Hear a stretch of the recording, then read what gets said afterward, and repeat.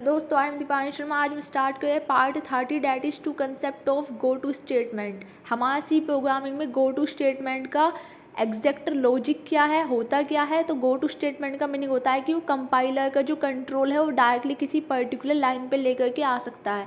तो इसमें ना हम लेबल बनाते हैं और लेबल को हम एग्जीक्यूट कराते हैं, जिसके अंदर हम गो टू स्टेटमेंट में जो भी लिखेंगे वो पर्टिकुलर उसी लाइन ऑफ स्टेटमेंट को एग्जीक्यूट कर देता है। तो मैंने यहाँ पे सबसे पहले stdio.h header file and conio.h दोनों अपनी हेडर फाइल को इंक्लूड कर लिया है, क्योंकि ताकि हम अपना printf scanf and clear screen and get ch function को यूज़ कर सके। उसके बाद मैंने यहाँ पे मेन फंक्शन बनाया जिसका रिटर्न टाइप मैंने इंट लिया है, तो रिटर्न 0 देना पड़ेगा। क्लियर स्क्रीन फंक्शन का यूज़ किया है to clear the output screen. Get ch function का यूज़ किया है to hold the output screen. उसके बाद हमने यहाँ पे इंट टाइप का एक वेरिएबल बनाया आई, जिसको हमने इनिशियलाइज किया है 0 से। उसके बाद हमने यहाँ पे लेबल बनाया, जैसे कि मैंने आपको बताया था कि हम गो टू स्टेटमेंट के लिए लेबल तैयार करते हैं। लेबल कोलन ये सिंटैक्स होता है, जिसके अंदर मैंने प्रिंटफ स्टेटमेंट में लिख दिया है समझाने के लिए कि press 1 to end the programme.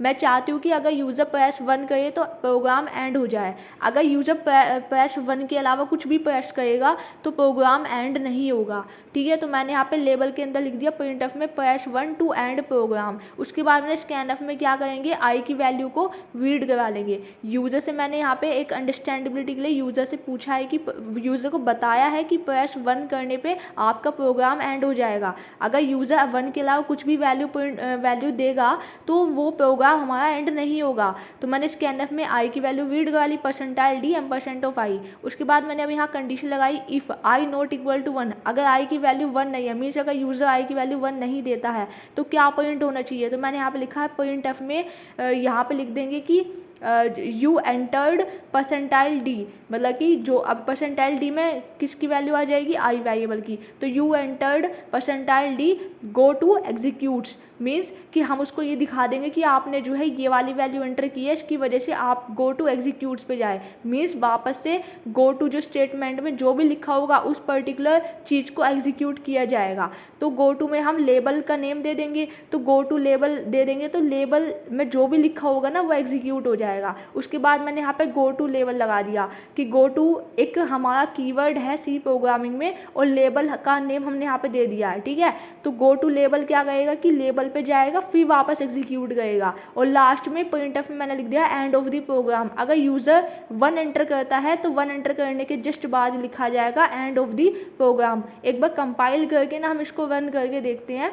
अब मैंने यहाँ पे press 1 to end program, user को दिख गया 4, उसने प्रेस किया यू एंटर्ड 4।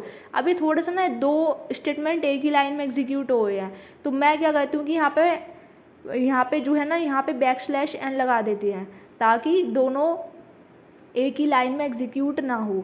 अब वापस से एक बार जो है मैं चेक करती हूँ, रन करा करके प्रेस 1 टू एंड प्रोग्राम लिखाया 4 हमने यूज़र ने एंटर किया you entered 4 go to executes. ये प्रेस 1 टू एंड प्रोग्राम, इसमें भी \n लगा देते हैं। अब ये परफेक्टली दिखेगा और समझ भी आएगा आउटपुट में आ क्या रहा है। ठीक है, तो यूज़र को सबसे पहले दिखा कि press 1 to end program, user ने 6 प्रेस कर दिया you entered 6 go to executes. Means आपने एंटर 6 किया है तो आप वापस से go to executes means go to statement पे जाइए, फिर पूछेगा गो टू स्टेटमेंट ने लेबल का नेम दिया, लेबल फिर से एग्जीक्यूट होगा प्रेस 1 टू एंड प्रोग्राम। जब तक हम प्रेस 1 नहीं करेंगे तब तक प्रोग्राम एंड नहीं होगा।